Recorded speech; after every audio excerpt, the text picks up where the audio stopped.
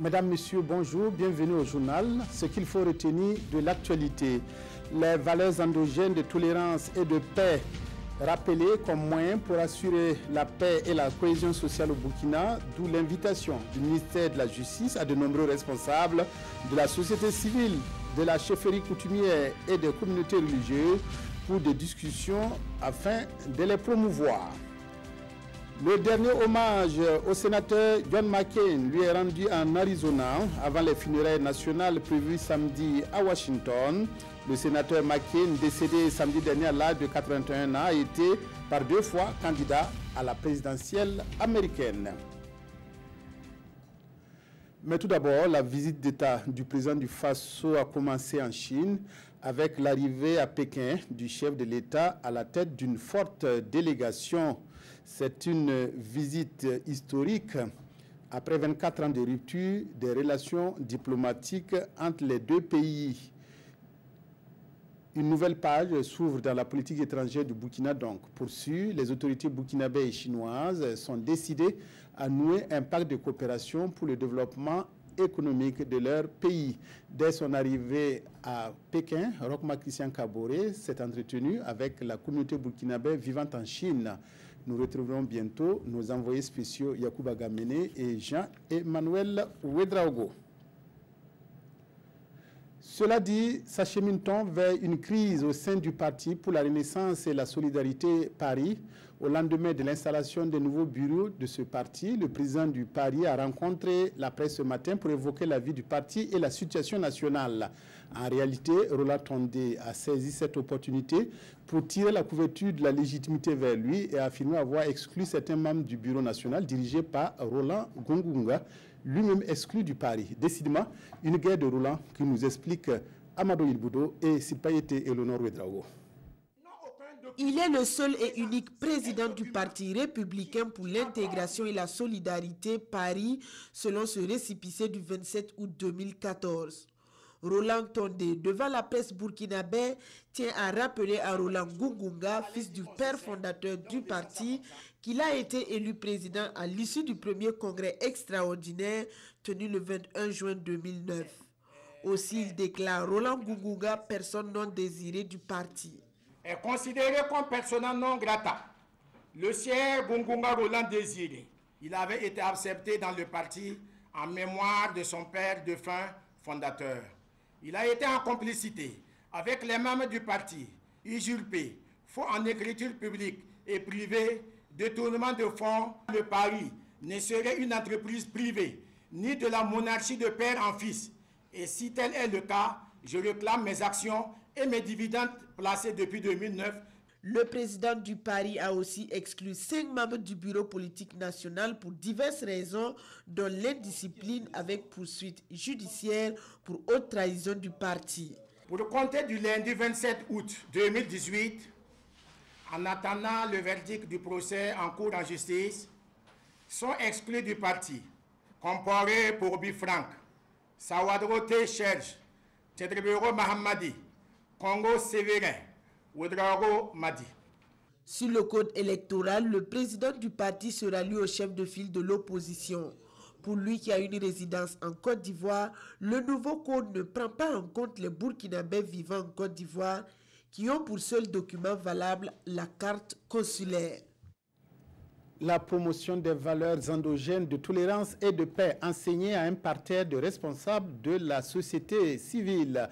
Chefs coutumiers, religieux, OSC bénéficient de cette formation dirigée et initiée par le ministère de la Justice en faveur de la préservation de la paix et de la cohésion sociale au Burkina. La réflexion se mène autour des moyens d'utiliser les valeurs endogènes et de les promouvoir pour qu'elles servent à la noble cause. Roger Kam Oumoussissé.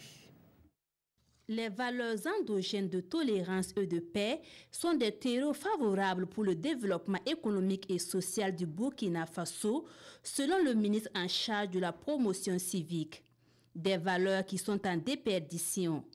À cette rencontre d'échange et de partage d'expériences qui réunit autorités coutumières et religieuses, des représentants des organisations de la société civile et des partenaires étatiques, il s'agit de trouver des voies et moyens pour la promotion de ces valeurs. Quand je vous prends par exemple les questions de médiation, vous savez, dans nos traditions, lorsque nous avons des conflits, on n'a pas forcément besoin d'aller devant les juridictions. Si nous pouvons les faire résoudre dans le village, parce que les autorités coutumières ont une sorte de légitimité qui fait que lorsqu'elles rendent des décisions, elles peuvent plus facilement être acceptées que par exemple si c'est les institutions étatiques. Et par ailleurs, le dialogue est un élément important qui peut même en matière politique être une arme importante. Preuve que le Burkina Faso dispose d'un riche répertoire de valeurs sociales et culturelles, au nombre desquelles la parenté à plaisanterie, le dialogue interreligieux et le respect des autorités coutumières.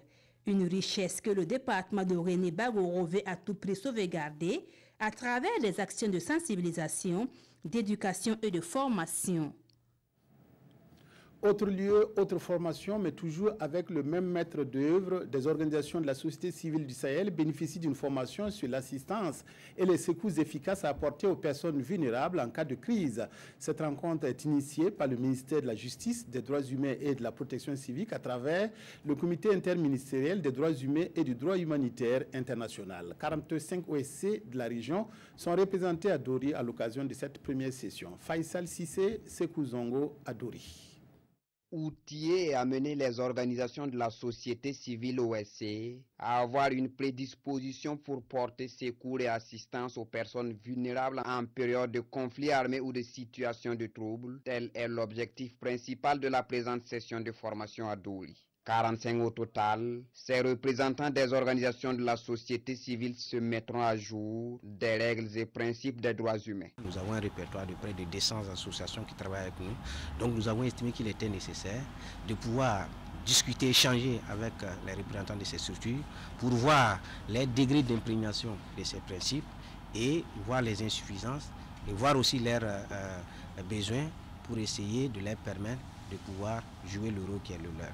En droit international humanitaire, il y a la protection de la population civile de façon générale, mais dans cette population civile-là, il y a les femmes, les enfants et les personnes détenues qui sont encore plus vulnérables. 3 jours durant, ces représentants de la société civile seront investis d'une mission de relayeur de bonnes pratiques en matière de protection des droits humains à travers plusieurs modules. Les questions de protection spécifique des enfants en période de conflit armé, la protection spécifique des femmes en période de conflit armé, la protection spécifique des personnes détenues. Cette session de sensibilisation des OSC de la région du Sahel sur le respect et la mise en œuvre du droit international humanitaire et des droits humains est la première étape.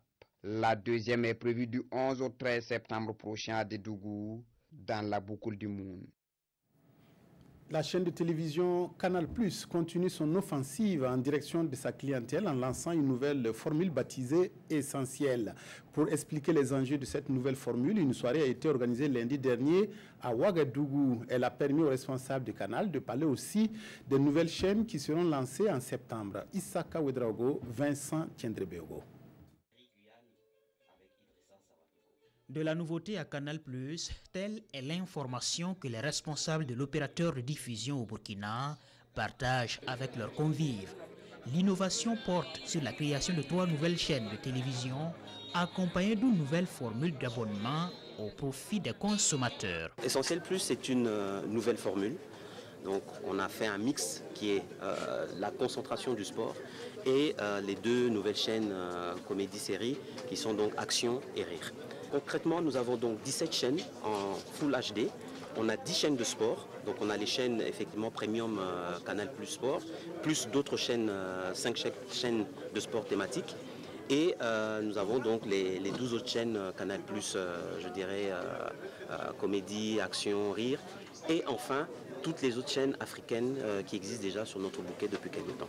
Le directeur général de Canal+ Burkina, l'introduction de la nouvelle formule répond aux aspirations des consommateurs, de quoi leur offrir une diversité de chaînes à moindre coût. Et on peut le dire sans en rougir que les chaînes Canal ne donnaient plus satisfaction, ne rencontraient plus les besoins de nos clients et donc il a été question pour nous de revisiter un peu nos bouquets et c'est comme ça que Essentiel Plus est né. La nouvelle formule Essentiel Plus est déjà disponible sur le marché au coût de 12 000 francs CFA.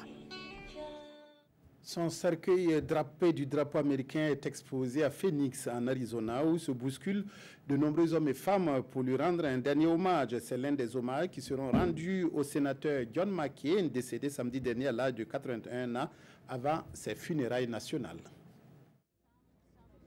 Il voulait dire un dernier adieu à leurs sénateurs. Ces habitants de l'Arizona sont parfois venus de loin pour se rendre dans la rotonde du Parlement local à Phoenix, où se trouve le cercueil de John McCain ce jeudi.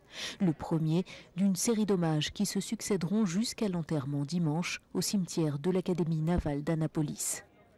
L'ancien héros de la guerre du Vietnam, par 2 fois candidat à l'élection présidentielle, est décédé le week-end dernier à l'âge de 81 ans d'un cancer du cerveau.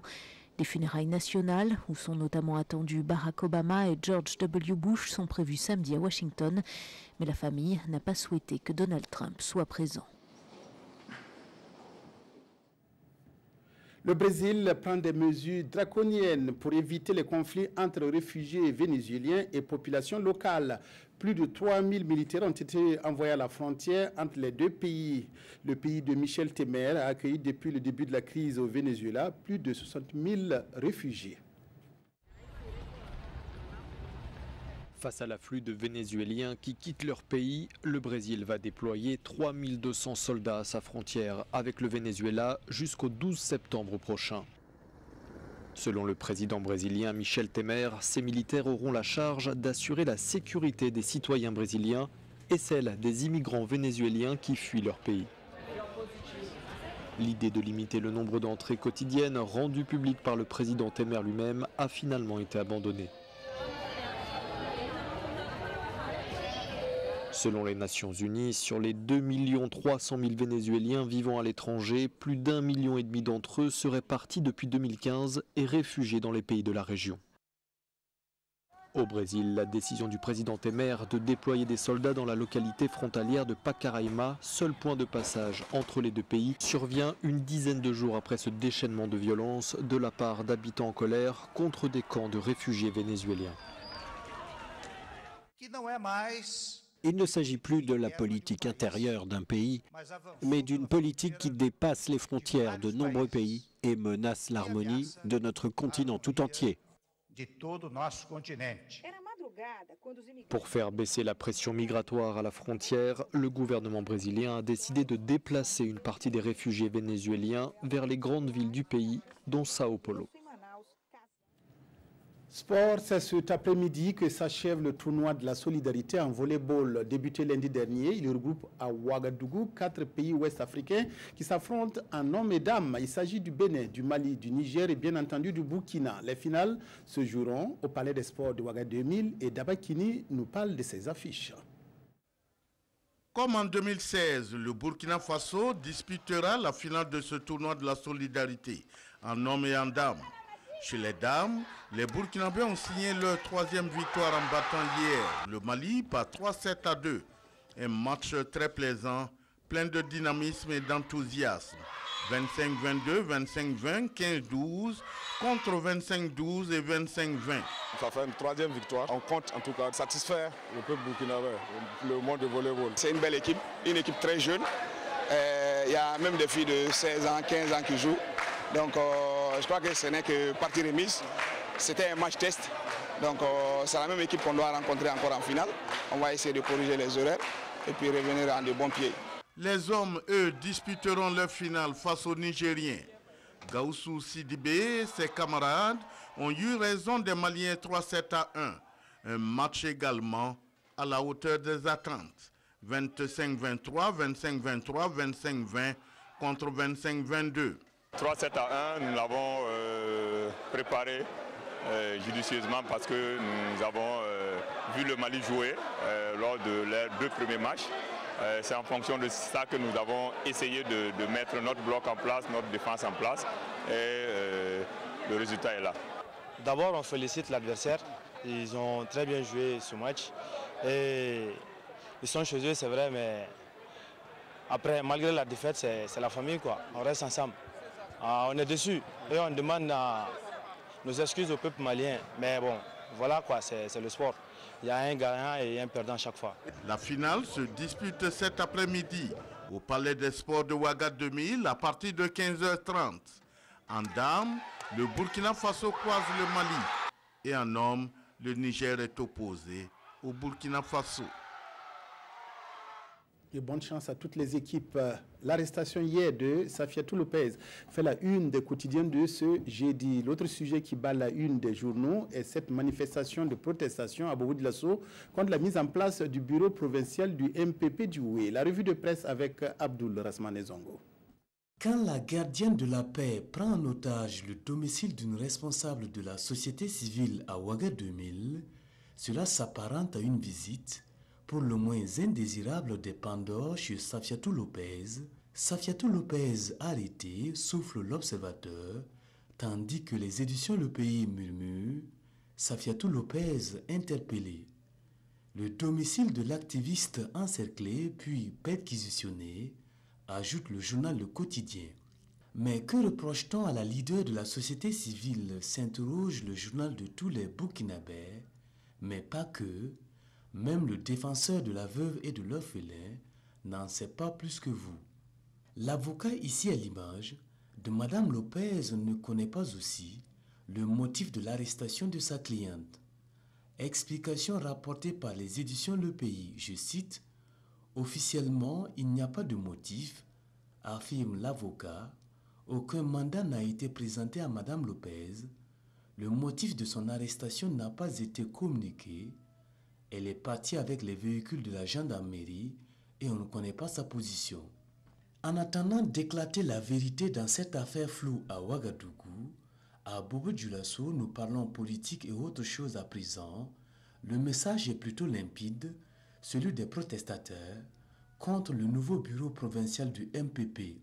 Le torchon brûle au sein de la famille provinciale du MPP dans le Houé, annonce aujourd'hui au Faso. Le nouveau bureau dirigé par Olivier Sanou est contesté et donc indésirable, rapporte l'Express du Faso. Olivier Sanou est accusé d'être un inconnu dans la province et surtout d'être à la solde d'un certain Issa Dominique Konaté, ajoute l'observateur. C'est ainsi que se referme cette édition de 13h. Merci de votre aimable attention à la RTB. Excellent après-midi à toutes et à tous.